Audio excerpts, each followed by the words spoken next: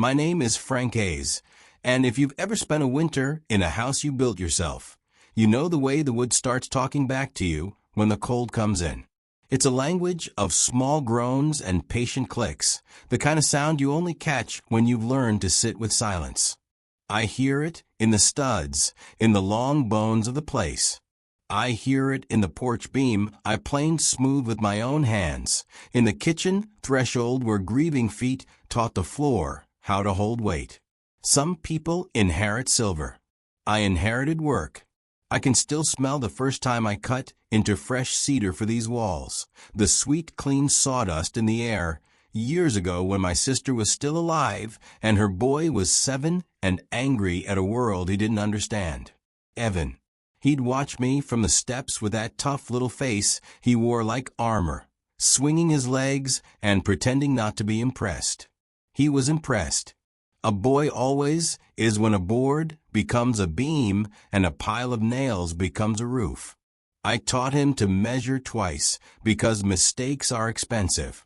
I taught him to pre-drill because wood splits when you try to force a screw through a stubborn grain. I taught him to respect edges, wait time.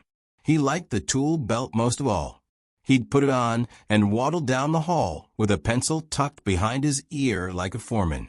You'll run the site one day, I told him, and I meant it. I meant every soft promise that came out of my mouth around that kid. It's funny what you'll tell a child when you want them to believe in the shape of tomorrow. I paid for the shape of a lot of tomorrows. Some of them I bought twice. It started with small rescues. Field trip money left on the counter. New cleats when his old ones fell apart, and he wouldn't say anything because he was afraid of being a burden. It moved to bigger ones the older he got. A lawyer when he got in a fight senior year, and the other boy's father threatened to press charges. A summer course at the tech college he dropped out of after 2 weeks. The first car whose transmission was older than the both of us. It made that sickly whine when it shifted from second to third, but he loved it. I kept it running until it didn't make sense, then bought him another. The second car had air conditioning. He said the cold air blew right at his face like he'd finally moved up in the world. I smiled and nodded and sweated through another overtime shift. After my sister passed, it got worse. Grief opens holes in a life you don't know how to fill, and we plug them with convenience and mistakes. Evan started staying over more. Then he never left. I told myself it was good for him, good for me. We needed each other. Blood looks like glue when you're trying to hold a broken table together. I'm not a saint. I got angry. I said things I regret, slammed doors I had to rehang later. But I never stopped showing up. When the police called at 3 in the morning about the DUI, I showed up with coffee and a jacket. He wouldn't meet my eyes. The station smelled like disinfectant and stale breath. The fluorescent lights were too honest. I signed papers with a pen that wouldn't stop skipping. He said, "I'm sorry, Uncle Frank. I'll pay you back. I swear." And I lied right back, "Don't worry about it." You say things like that because you're trying to keep the boat from taking on water. Truth comes later, after you've bailed for a while and realized the hole is bigger than your buckets. There were good days, too. The house remembers them even when I forget. Spring mornings where the lilacs out back were so loud with bees you had to shout. Sundays when we burned pancakes and ate them anyway, laughing with our mouths full. The day I brought home the old brass clock from a yard sale and set it on the kitchen wall, how the tick settled in like a heartbeat for the place. I kept thinking a home is a museum of your definitions of love. Mine were usually quiet. Bills paid before anyone asked, boots left by the door, so no one. Tracked mud in, oil changed on schedule. I loved him the way working men love, in maintenance in the background, hoping the engine turns over without having to explain what you've done. I retired at 67 with a back that felt older and a tool belt that had grooves for my skin. My crew threw me a party with a cake shaped like a 2x4. I cried in the bathroom where nobody could see me. It wasn't the work I missed. It was the ritual of being necessary. The weight of a day with a clear purpose. After the party, I came home and walked through each room, touching the paint, the switches, the door frames. Everything I'd built was still here, still holding. Evan was here too, pacing the living room with some printout in his hand, talking to someone on speakerphone with the kind of voice that sours milk. Yeah, the comps are strong, he was saying. The lake's a draw, and the downtown's 5 minutes by Uber. We can get top-tier nightly rates in peak season if we go themed. Like rustic chic. Exposed beams, Edison bulbs, the whole thing. Yeah, I know what investors want. He ended the call when he saw me. Hey, UNC, he said, the way people say hey when they've already decided something about you. How was the party? Loud, I said. They gave me a gift card to the fishing store. I don't even fish. You should learn, he said. He was smiling, but it didn't reach his eyes. Listen, I've been going over some numbers. Of course he had. There were always numbers. Numbers that justified, excused, invited. Numbers that sounded like rationality if you said them fast enough. Numbers for what?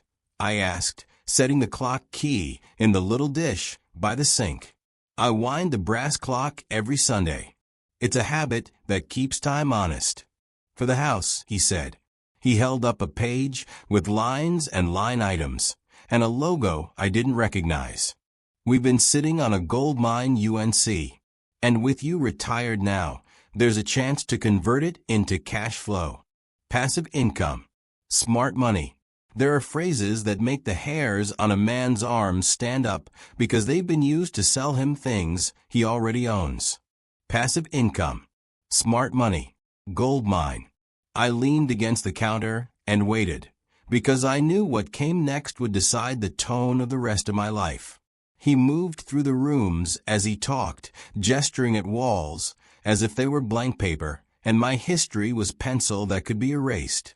We knocked down this to open the kitchen. Put in an island. Subway tile is cheap, but it photographs well. Replace the porch lights with something vintage looking. Paint the door a bold color teal. Maybe. Throw a rug here, plant there. People eat that up in the photos. I trailed him, cataloging each cut he made with his language. He'd never swung a sledgehammer in his life, but he demolished years in under a minute. The upstairs can be themed, he said, excited now. Like lumberjack loft. Get some faux fur throws, flannel pillows, whatever. The bathroom god, we gotta rip that out. Nobody wants to see yellow tile. The algorithm punishes ugly bathrooms. We need white, bright, clean. A good bathroom is where you go to stand in your same skin and pull yourself together. I put the yellow tile in myself the year my wife died because the house needed something cheerful. I looked at that tile every morning and remembered her folding a hand towel, laughing at a joke she never bothered to finish. The algorithm, I said, and it came out flatter than I intended. He didn't hear me. Once we're done, we list it. We'll be booked solid by summer. College kids, bachelorette parties, out-of-towners. We'll screen the crazy ones. It's going to be a machine. He rubbed his hands together like he could already feel the heat from the engine. A money machine. I watched him talk himself into a version of the future where I fit as a footnote, an anecdote. He loved the idea more than he loved any person. I had seen that look on his face before. It was the same expression he wore before every mistake he ever made. A religious zeal for shortcuts. He sat at the kitchen table without asking, spread the papers like a deck of cards, and pushed a pen toward me. Now, the only wrinkle is the paperwork. You still technically hold majority ownership, but there's this clause from the loan we attached a few years back that lets me take the lead on usage. We're in great shape. I just need your sign-off here and here so I can execute quickly. here and here, as if the words execute quickly hadn't gotten men in every century buried faster than they intended. I didn't pick up the pen. I poured myself coffee. I didn't want just to feel something warm in my hand. The mug said world's okayest cook because sometimes you need a joke that doesn't hurt anyone.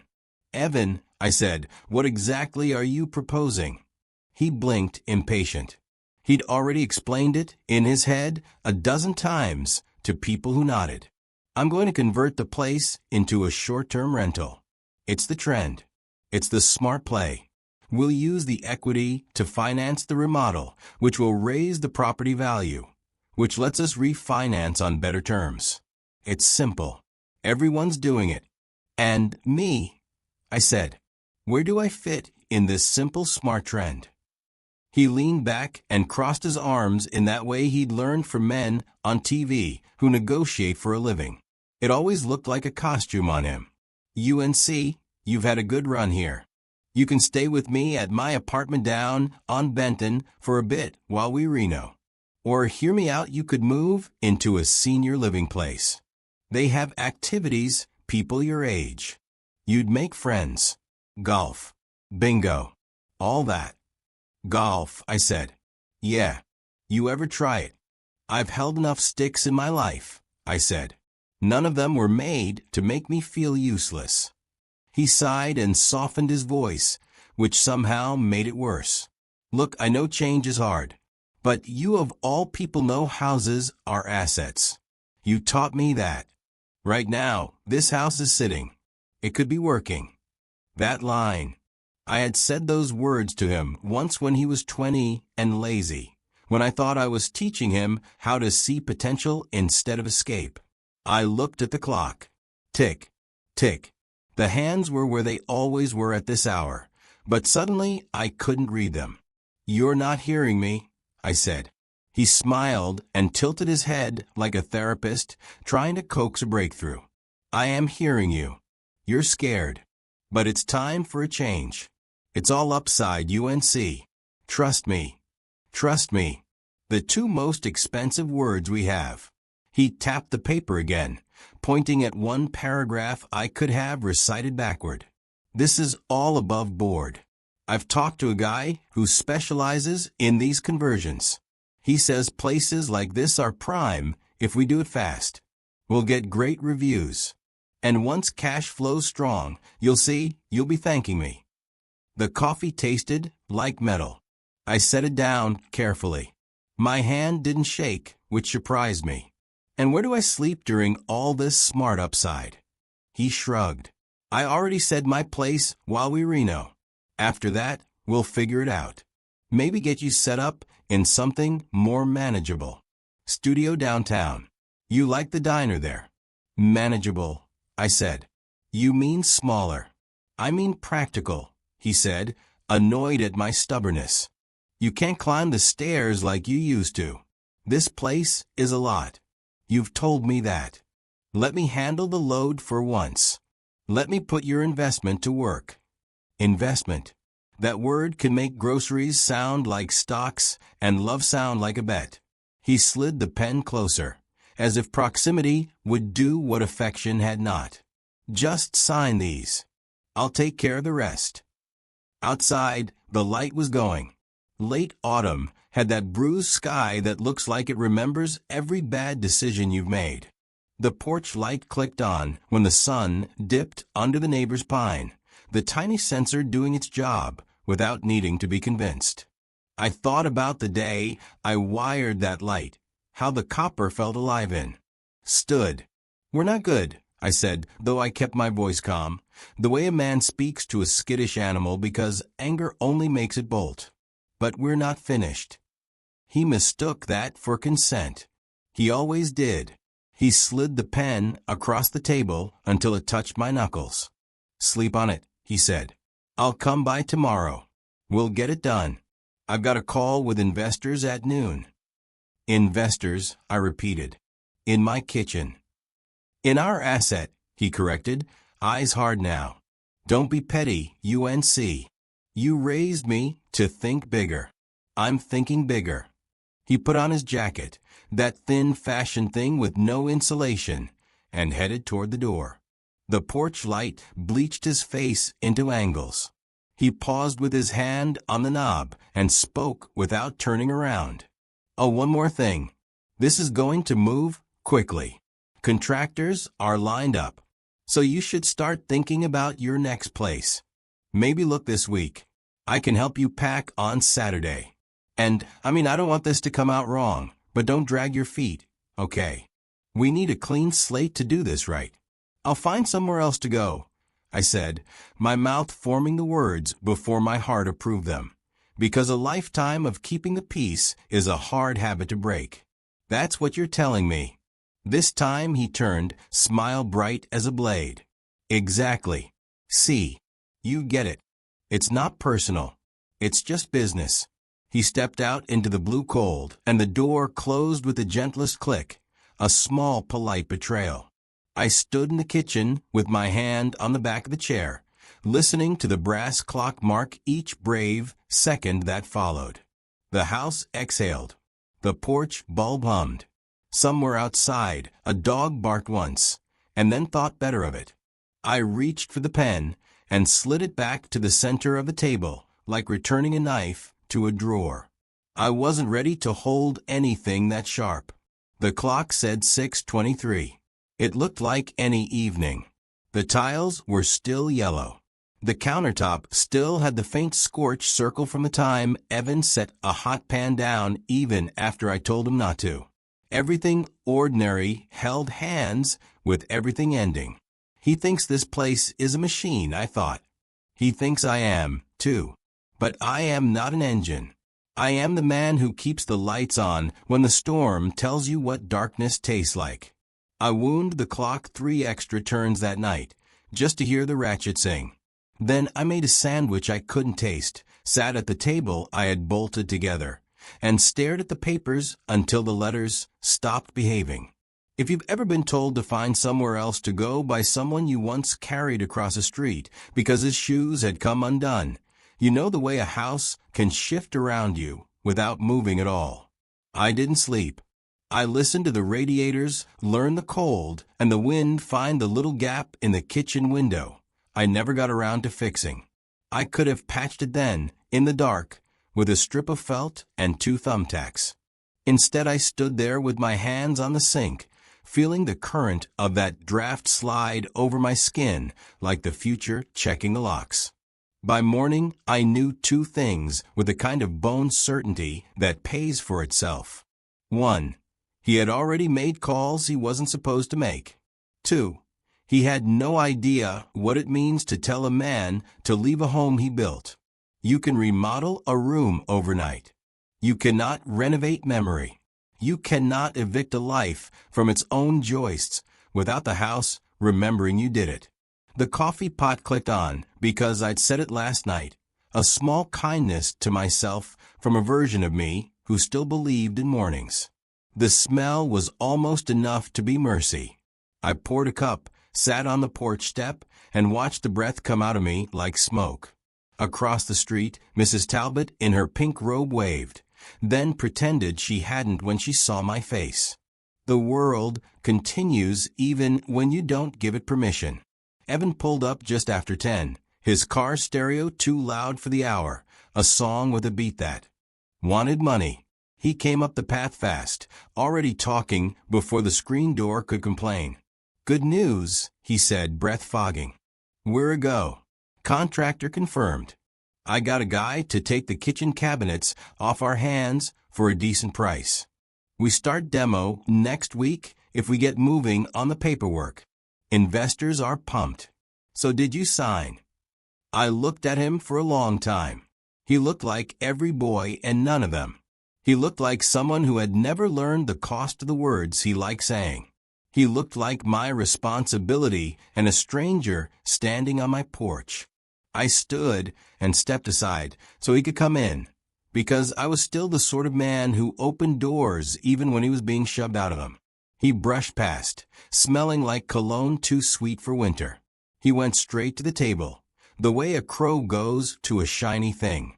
He picked up the papers, saw they were blank of my name, and set them down with more force than paper deserves. UNC, he said. Come on. He didn't notice the way my hands were steady.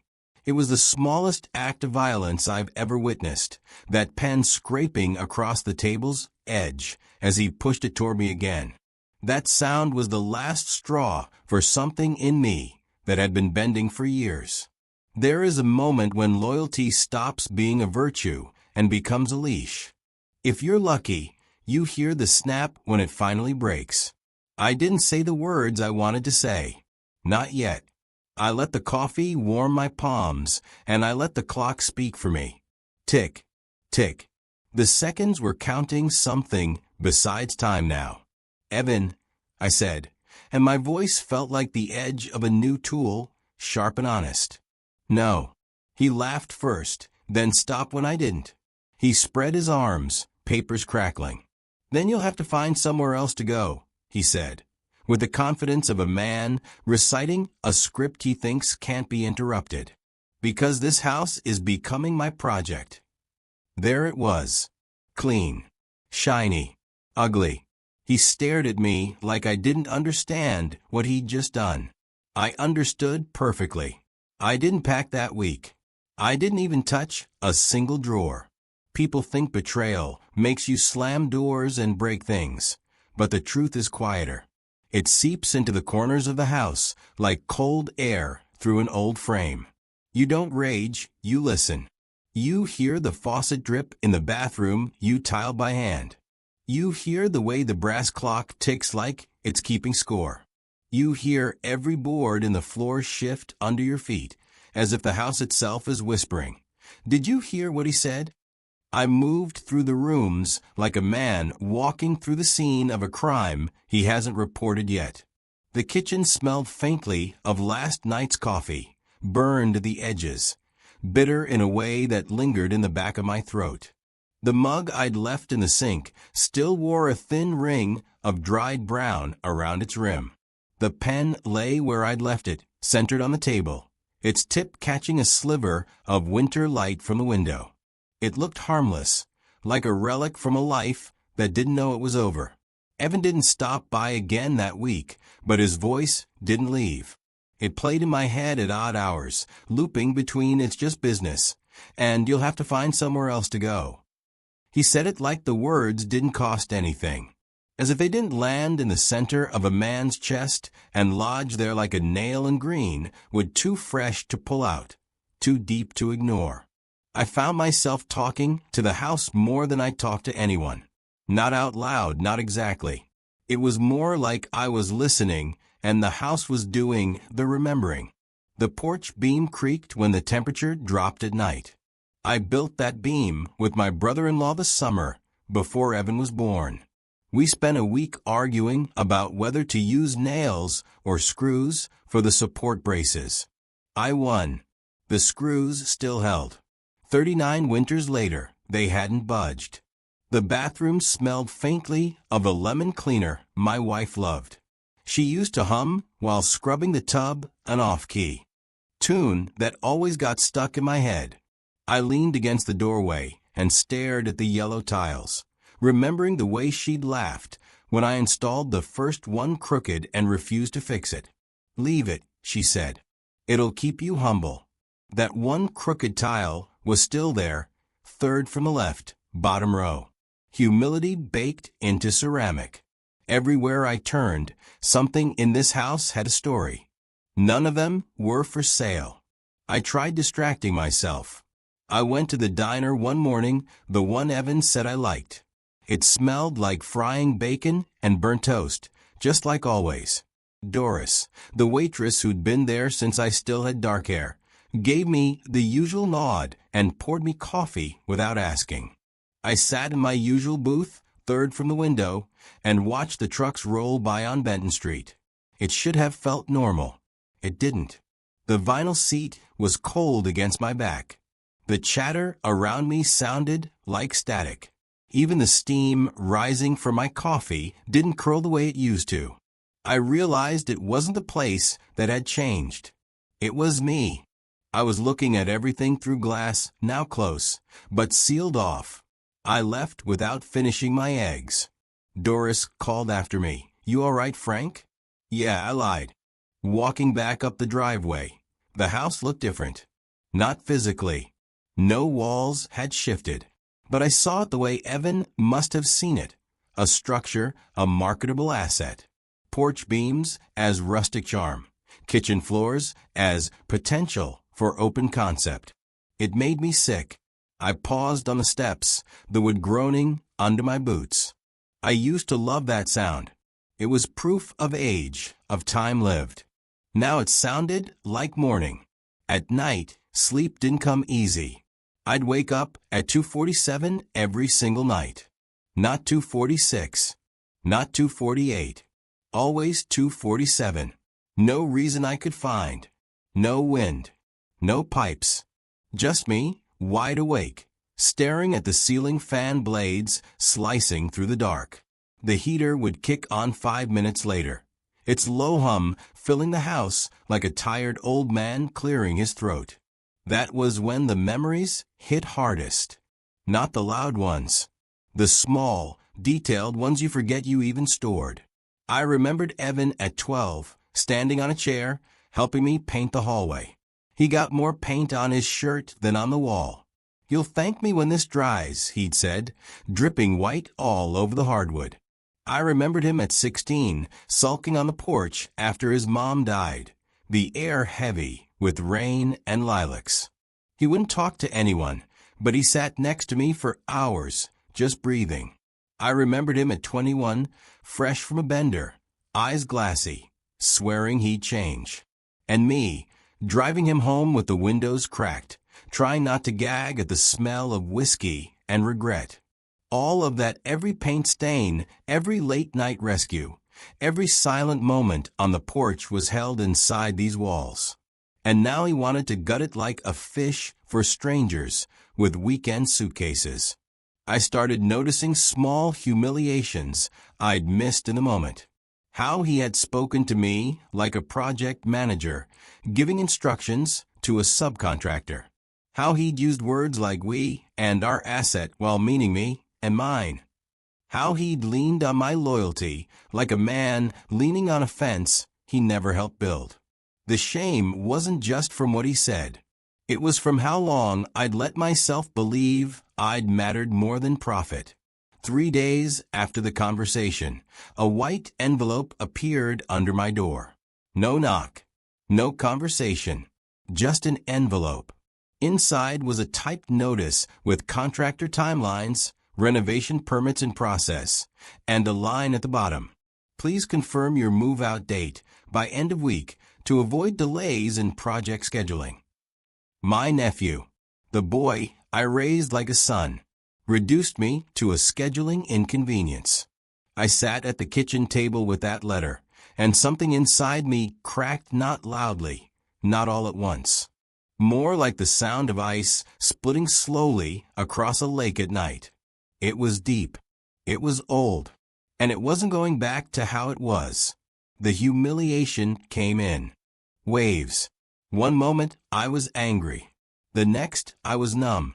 Then shame would creep in, whispering that maybe I'd invited this by being too soft, too forgiving. I'd spent a lifetime bailing him out. Maybe I'd trained him to see my loyalty as a resource, not a relationship. Late one night, I opened the drawer where I kept my wife's old things. Her hairbrush, a few birthday cards, a small notepad with her handwriting on it. Tucked behind the notebook was a folded newspaper clipping. "Retired foreman donates labor to local shelter build." Me, 10 years younger, standing in front of a half-finished shelter, grinning like a fool. I stared at that grin and barely recognized the man. Back then, loyalty had felt like strength. Now it felt like a bruise I kept pressing just to see if it still hurt. By the 5th night, something shifted. It wasn't clarity, not yet. It was the weight of the house pressing back. A kind of presence. I stood in the living room at 2:47 listening. The clock ticked. The heater hummed. The wind nudged at the window gap. And I swear to you, the house remembered. It remembered the hands that built it. It remembered the promises whispered between these walls. It remembered every nail sunk, every joint tightened, every laugh that had bounced off its beams. I whispered back, "I remember too." And that was the first night in a long time that I didn't feel weak. I felt witnessed. The shame didn't disappear, but it started to find a shape. Betrayal is loud in the moment, but the echo that follows, that's where the real reckoning happens. He thought he'd handed me an ending. What he didn't know was that endings in this house were always built on foundations I poured myself. I didn't know it yet, but the tide was starting to turn. Quietly, like the house taking a deep breath before storm. I don't remember the exact moment the decision formed in me. It wasn't a single spark. It was a slow, patient burn, the kind that eats through the wood, behind the walls long before the smoke reaches the ceiling. All I know is that one morning I woke up at 2:47 again, but this time I didn't just lie there listening. I got up. The house was cold, and that way old houses get in deep autumn, the kind of cold that lives in the bones of the structure, not just the air. I wrapped my flannel around me and padded down the hallway barefoot. Every board I stepped on gave a different sound, some a groan, some a soft knock, one by the kitchen door, a hollow thunk where a joist had settled years ago. I'd meant to fix it. Now, I was glad I hadn't. The house was speaking to me, and for the first time, I understood what it was saying. It was saying, do something. I stopped in the kitchen. The clock ticked steadily above the table, indifferent to human betrayal. The letter Evan had slipped under the door lay in the drawer, right next to a pile of old keys and a rusted measuring tape. I pulled it out, flattened the paper on the table, and read it again, not as a victim this time, but as a man assessing a structure for weaknesses. And I found them. Everywhere. The permits he'd filed were preliminary. The financing hinged on approvals and signatures he didn't have yet. The clause he kept throwing around like a magic trick had language even he hadn't read carefully. And the biggest crack of all? He was still operating under the assumption that I would roll over. For the first time in weeks, my heartbeat didn't sound like fear. It sounded like calculation. That morning, while most of the neighborhood still slept under quilts, I went out to the shed. It hadn't been opened in months. The lock was stiff. I had to work it loose with my thumb. The smell hit me immediately: old sawdust, motor oil, steel. It was the smell of my working years, of days when my hands solved problems faster than my mouth could explain them. I ran my fingers over my old toolbox. The lid was dented at the corner from a fall off a scaffold in '92. Inside, everything was exactly where I'd left it. Wrenches lined up like soldiers. Screwdrivers worn smooth from decades of use. A folded canvas pouch with the original deed to the house tucked inside a habit my lawyer friend had drilled into me years ago. Never trust a filing cabinet for something someone else might want. I sat on the workbench stool and opened the pouch.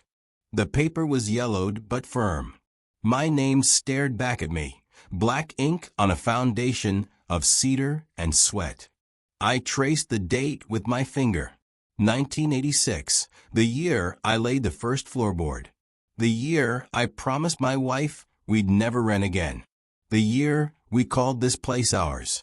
Evan wasn't even born yet. The rage that came wasn't loud. It was surgical, precise. It didn't want to smash windows or shout at the sky. It wanted to dismantle, beam by beam, the illusion he had built. And I knew, with the same certainty I knew the weight of a 2x4 by touch alone, that this wasn't just about a house anymore. It was about dignity. It was about a lifetime of showing up being cashed in without my permission. I spent that entire morning going through old files, deeds, loan agreements, family trust documents, even the renovation records from when we added the upstairs room after Evan's mother passed. I found clauses I'd forgotten existed: reversion conditions, co-ownership language, stipulations about eviction procedures. By noon, I had a stack of papers on the table and a thermos of black coffee that had gone lukewarm. But I didn't care. My fingers were ink-stained, my back ached from leaning forward, and my mind felt sharper than it had in years. And then, like fate had a sense of timing, Evan showed up. He didn't knock. He never knocked. He pushed the door open and called out, "UNC? You up? Got some updates." I didn't answer. I just listened to his shoes on the floorboards, the careless way he moved through the house, like a man inspecting property he already owned. He came into the kitchen, grinning, holding a coffee from that fancy place downtown. "Hey, so I talked to the contractor again. Good news. He can start earlier than planned. Means you'll need to be out a little sooner, but it's perfect timing for the holidays. The market goes crazy around New Year's. Prime listing window." He said it like we were talking about replacing drapes, not evicting blood. I didn't get up from my chair. I let him talk. His words were air in a balloon, and I was holding the pin. And he continued, "I talked to the bank. The loan officer said it's basically a formality once the paperwork's all signed. So we're golden. You'll see it's going to be incredible." "Evan," I said quietly. He stopped mid-sentence. He wasn't used to me interrupting. "Yeah." "Sit down." He blinked, caught off guard. "Why?" "Because if you're going to tell a man you're taking his home, the least you can do is sit when he asks you to." There was a weight in my voice I hadn't used with him before. The kind fathers use when the last line has been crossed. Slowly, he sat across from me, his grin faltering. I pushed the letter back toward him. "You gave me this." "Yeah," he said cautiously. "It's just timelines. I know what it is." I leaned forward. "I've read it more than you have." His brow furrowed. "UNC, I don't know what this is about, but—" "This," I said, tapping the paper, "is the last time you hand me something that assumes I'm already gone." His jaw tightened. "I'm not trying to hurt you." "Yes, you are," I said evenly. "You just don't think it counts as hurting if it's dressed up as business." For a moment, neither of us spoke. The only sound was the clock, ticking like a hammer against steel. "Look," he finally said, trying for charm again. "I get that this is emotional for you. But it's a smart move. You raised me to think ahead. I raised you to respect what you didn't build." I snapped. The words landed harder than I expected. He actually flinched. I stood slowly, my knees stiff but sure, and walked to the doorway where the crooked tile was visible down the hall. I pointed at it. "See that? Your mother laughed so hard the day I laid that wrong," she cried. "I left it that way because it reminded me not everything perfect needs fixing. That tile's been there longer than you've been alive." He followed my gaze, confused. "What's your point?" "My point," I said, turning back to him, "is that this house remembers. I remember. And you, Evan, you've forgotten." Something shifted in his expression then. A flicker of irritation, maybe fear. He stood too, puffing his chest the way men do when they're losing the argument but want to win the posture. "UNC, this isn't going to work. You can't just hold everything hostage because you're scared of change." "I'm not scared," I said calmly. "I'm awake." His mouth opened, then closed again. He wasn't prepared for this version of me. "From now on," I continued, "we're done pretending this is your project. You're playing with matches in a house built to withstand storms. You're counting on me, not knowing the difference." "Are you threatening me?" he asked, his voice sharpening. I smiled faintly. "No, I'm remembering." He grabbed his coffee, muttered something under his breath, and stormed out. The door slammed, and the house gave a low, satisfied creak. For the first time in weeks, I didn't flinch at the sound. It was on my side. When his car pulled out of the driveway, I went back to the shed, grabbed a folder, and slid the original deed into a fireproof box. Then I called an old friend, my lawyer, from my construction days. We hadn't spoken in years, but when he picked up and heard my voice, he said, "Frank, you sound like a man about to build something." "I am," I said, "but this time it's not with wood." That night, I didn't wake up at 2:47. I stayed awake by choice. At 3 in the morning, I walked through every room, my hand brushing the walls like I was taking inventory not of furniture, but of memory. This wasn't about nostalgia anymore. This was a line in the sand, a hinge in the story. And in that quiet hour, I made a promise not to Evan, not even to myself, but to the house. I whispered it out loud, standing under the ticking clock. "You're not going anywhere, and neither am I." The house didn't answer, but I swear the heater gave a soft, approving sigh. When I was a foreman, my crew used to say I had two faces, the one that smiled at lunch and the one that came out when a structure wasn't level. They weren't wrong. There's a part of me that stays quiet until something is misaligned, and then it locks in like a spirit level finding its center. Evan's betrayal didn't make me reckless. It made me precise. From that morning forward, everything I did was deliberate. The first call I made after that long night was to Martin Cole, my old lawyer friend from the construction days. He's a short man with a head like a cue ball and a voice that sounds like gravel being poured into a bucket. He's retired now, mostly gardening and yelling at squirrels. But when I told him what Evan had pulled, the lawyer in him came roaring back like an engine that hadn't forgotten how to run. "Frank," he said, "this isn't even complicated. It's a mess, but it's not complicated. Bring me everything." I spent the afternoon digging through files, manila folders yellowed from age, envelopes with handwriting my wife would have mocked, the original deed tucked in its canvas pouch, loan papers, family trust documents, and a property tax ledger *** that went back further than Evan's first memory. I spread them out on my kitchen table like blueprints. Martin arrived wearing his old trench coat, still smelling faintly of pipe tobacco. He looked around the house like he was visiting an old friend. "You kept it just like this," he said. I nodded.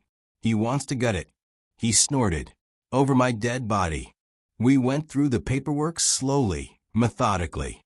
Martin's hands might have trembled a bit from age, but his mind was a scalpel. He circled clauses, highlighted language, and muttered legal curses under his breath. Finally, he sat back. He's overplayed his hand. "How bad?" I asked. "Bad for him," he said, grinning. "He doesn't hold majority ownership. That never changed. He has conditional partial rights, but they're revocable if he breaches trust. And guess what? Trying to evict you counts as breach." My stomach tightened. "You're sure?" "Frank," he said, leaning forward, "I wrote this document. I told you back then to keep control in case he ever went sideways. You actually listened to me. Miracles do happen." I laughed for the first time in weeks. It came out rusty but real. Martin continued, "His financing depends on uncontested ownership, or at least cooperation, from all listed owners. If you revoke your consent, the whole structure collapses. And given his credit history, I remember those DUI bailouts. He's not going to find a lender willing to dance with a contested deed." I felt something click into place inside me, like a beam settling into the groove it was always meant to fit. "What do we do?" I asked. "We don't scream," Martin said. "We build." For the next 2 weeks, my house turned into a war room disguised as a retiree's kitchen. I labeled folders like a contractor labeling load-bearing walls. Ownership and trust. Permits and breach. Bank correspondence. Contingencies. I started visiting the county clerk's office in person, wearing my old work jacket and a polite smile. Bureaucrats respond to two things: clarity and patience. I gave them both. I requested certified copies of deeds, permits, zoning regulations. I checked the status of Evan's filings. Half of them were incomplete, the rest under review. He'd jumped the gun, assuming my cooperation would smooth everything over. It wouldn't.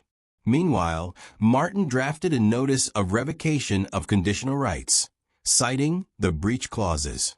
All it would take was my signature to render his plans legally frozen. I didn't sign it yet. Timing mattered. Evan, oblivious, kept moving full steam ahead. He hosted little meetings in the house, showing contractors where he'd open this up or knock that out. I stayed out of his way and played the part of a quiet, old uncle who didn't understand business. I let him underestimate me. That was the most powerful tool in my belt. One day, I overheard him bragging on the phone in the hallway. "Yeah, it's basically mine. The old man's just being sentimental. He'll come around. He always does." No, I wouldn't. I started taking photos. Every contractor who entered the house. Every blueprint left on the counter. Every whiteboard he propped up against the wall with scribbles of budgets and schedules. Document everything. That's what 30 years in construction teaches you. I also noticed a detail he'd overlooked: unpermitted preliminary work. He'd started tearing out a section of drywall in the upstairs hallway. It wasn't much, just a few exposed beams, but in our county, that alone counted as an infraction if not properly declared. I reported it anonymously. A week later, a building inspector knocked on the door while Evan was showing some potential investors around. The inspector asked to see permits. Evan stammered. The inspector wrote something on a yellow citation pad and slapped it on the door. The look on Evan's face was priceless, like someone had pulled the rug out from under a magician mid-trick. I didn't say a word. I just offered the inspector coffee as he left. The real turning point came when Martin and I visited the bank where Evan had applied for his financing. He'd used my name in the co-ownership section, technically correct, legally naive.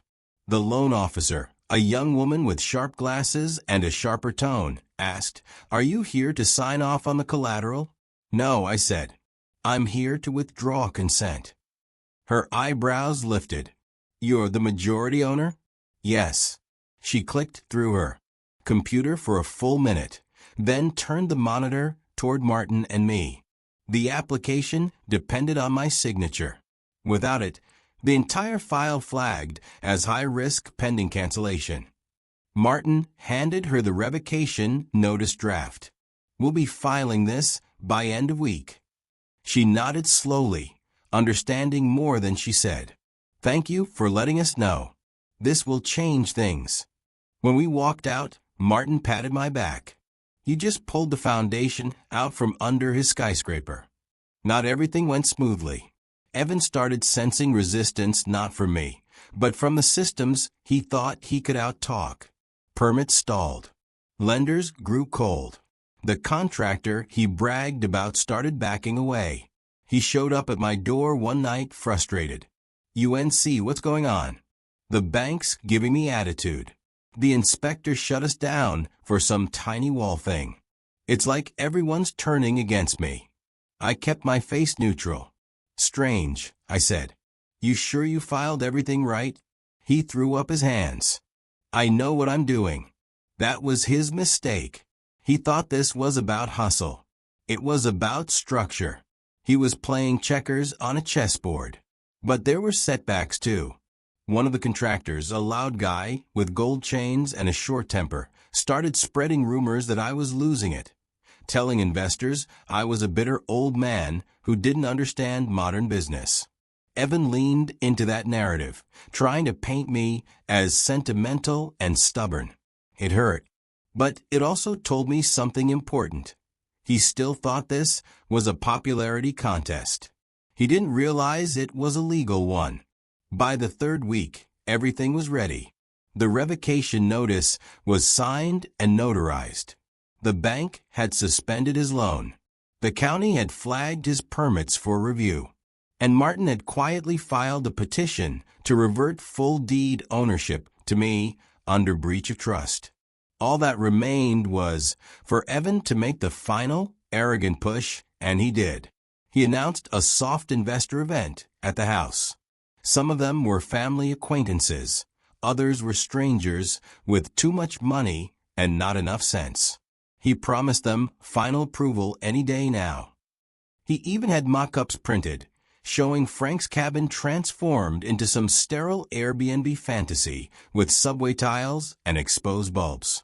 I let him set it all up. Let him fill the house with people. Let him make promises. Because the moment he stood there in my kitchen, raising his glass to toast the future, I would pull the rug out and do it with the precision of a man who spent 40 years making sure beams didn't fall on people's heads. That night, after everyone left, I sat alone at the kitchen table. The house was quiet, but it didn't feel lonely anymore. It felt like it was holding its breath with me. I ran my hand over the grain of the table. This was no longer about fighting Evan. This was about restoring order to something sacred. And deep down, I knew the real execution wasn't about screaming or revenge. It was about letting the truth stand up on its own legs while his lies collapsed. The trap was ready. All I had to do was wait for him to step into it. The day Evan hosted his investor event, the house felt like it was holding its breath. There was a strange electricity in the air, not the loud kind you feel before a thunderstorm, but the quiet, charged hum that runs through walls before a light flicks on. I woke up before dawn, brewed my coffee, and walked through every room like a general inspecting his fort. The floors creaked beneath my feet in familiar rhythms. The crooked tile in the hallway caught the morning light just right. The brass clock ticked steady. Everything in the house was exactly where it was supposed to be, including me. By noon, cars started lining the street. Luxury SUVs, sleek sedans, men in polished shoes who had probably never held a hammer, women in high heels that clicked sharply against my old wooden floors. Evan had transformed my living room into a makeshift showroom. He'd hung renderings of his vision on easels' white walls, trendy light fixtures, the word lumberjack loft printed in a clean modern font. It looked nothing like a home. It looked like a brochure for something that didn't have a soul. Evan was in his element. He wore a blazer over a hoodie, talking fast, laughing too loudly, shaking hands like a man sealing deals. I stayed upstairs for the first part of it, out of sight, listening. His voice carried through the vents like a radio signal. "This space is underutilized," he said, "and we're on track for financing approval any day now. Once the permit's clear, it's full steam ahead. Peak season is coming. We'll be booked solid by spring. It's practically guaranteed returns." The crowd murmured approvingly. Someone clapped. Evan's confidence was slick, practiced, built on the assumption that the man upstairs, the one who had poured his life into these walls, was a harmless relic. But today, I wasn't upstairs to hide. I was waiting for the moment. When the toast began, I stepped down the staircase slowly. Conversations dipped as people noticed me. A few investors glanced at each other, unsure of who I was. Evan turned mid-sentence, glass of champagne in hand, and froze when he saw me. "UNC," he said, his grin tightening. "You're up." "I live here," I replied calmly. He laughed nervously. "Of course. Everyone, this is Frank, the man who built this place." Literally. Polite laughter. A few nods. Someone said, "You've done beautiful work here." I didn't respond. I just walked to the center of the room and set down a thick envelope on the table between the renderings. "I think," I said, my voice even, "you all should see the real plans." Evan's smile faltered. "UNC." I opened the envelope and pulled out the deed, the legal revocation notice, and a letter from the bank. My fingers didn't shake. I'd built walls in windstorms. This was nothing. For those who don't know, I said to the room, my name is Franklin Hayes. I've lived in this house since 1986. I built it with my hands. I own the majority of this property. And as of 2 weeks ago, I've revoked all conditional rights held by my nephew due to breach of trust. A ripple moved through the room. People shifted uncomfortably. Evan took a step forward. UNC, what are you doing? We talked about. No, I cut in. You talked. I listened. That was my mistake. I held up the letter from a bank. This is confirmation that the financing application is canceled. Without my consent, the collateral is invalid. The loan no longer exists. Murmurs. A man in a blue suit frowned. Wait, are you saying he doesn't actually own the property? I'm saying, I replied, he owns nothing he can control. And as of this morning, my lawyer filed a petition to revert full ownership to me, which legally I have every right to do. Someone near the back actually laughed one of the investors. You brought us here for a property you don't control? Are you serious? Evan's face turned pale, then flushed. I do control it, he stammered. This is just a misunderstanding. No misunderstanding, I said. You tried to evict me from my own house. You filed permits without majority consent. You began work illegally. And you misrepresented your ownership to every person standing in this room. The silence that followed was surgical, sharp, precise. The kind of silence that cuts through illusions. One woman set her champagne down. I think I've heard enough, she said to the man beside her. They headed for the door. Others followed, some quietly, some with muttered complaints. A contractor Evan had bragged about hiring pulled him aside and hissed. You said this was a done deal. Then he left too. Evan's carefully constructed performance collapsed right in front of him. And I didn't have to raise my voice once. When the last investor left, only Evan and I stood in the living room. The renderings on the easels looked ridiculous, now ghosts of a future that never existed. He turned to me, trembling with anger. Why would you do this to me? I didn't, I said. You did it to yourself. You treated loyalty like garbage and expected the house to stay standing. This was my chance, he shouted. No, I said quietly. This was your test. And you failed. I reached into the envelope one last time and handed him a sealed letter. This is the official eviction notice. For you. His eyes widened. You're kicking me out? I'm restoring what was mine long before you decided to sell it to strangers, I said. You told me to find somewhere else to go. Now I'm telling you. He stared at me, jaw clenched, hands shaking. For a second, I saw the little boy who once followed me around with a toy hammer. But that boy had grown into a man who confused love with leverage. And leverage doesn't build a home, it tears it down. He didn't argue. He just left. No door slammed this time. Just the slow sound of boots on old wood. The door opening, then closing. The house gave a long, low creak, like it was exhaling after holding its breath for too long. Winter settled in quietly. The morning after Evan left, I stood on the porch with my coffee, watching frost lace itself across the lawn like delicate handwriting. The air was sharp, but for the first time in months, it didn't sting. It cleared. I spent the following weeks repairing the damage. He'd started upstairs, patching the drywall, sanding edges, repainting in warm cream. The crooked tile stayed. The porch light glowed steady. The house felt alive again, not because anything changed physically, but because the balance had been restored. Word spread through the neighborhood about what happened. Some people shook their heads. Some called me a hero. Others said family matters should stay quiet. I didn't care. Justice doesn't need applause. It just needs to stand firm.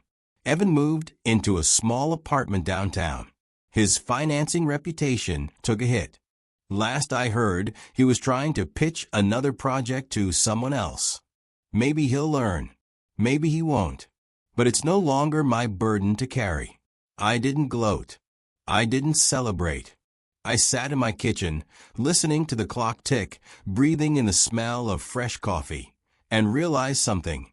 Justice doesn't always arrive with fire and fury. Sometimes it arrives with paperwork, patience, and a steady hand. I leaned back, looked at the house, and whispered to no one in particular, "We did it." And the heater gave a soft sigh, like a friend nodding in agreement. Family betrayal cuts deeper because it strikes the foundation you helped build. But dignity is a structure too, and if you build it right, it can withstand any storm. Evan learned that houses remember.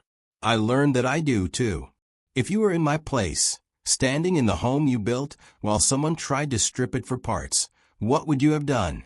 Comment below, like this video, and subscribe for more stories. Because sometimes justice doesn't wear a cape. Sometimes it wears a tool belt.